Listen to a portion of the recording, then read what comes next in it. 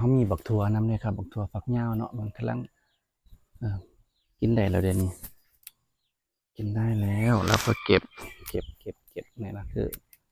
เขาว่าเขาเจะว่าอันบิดเอานะครับมันสิแบบหน่วยมันสิออกหลายสิไหมครับมันสิออกมาอีกเออ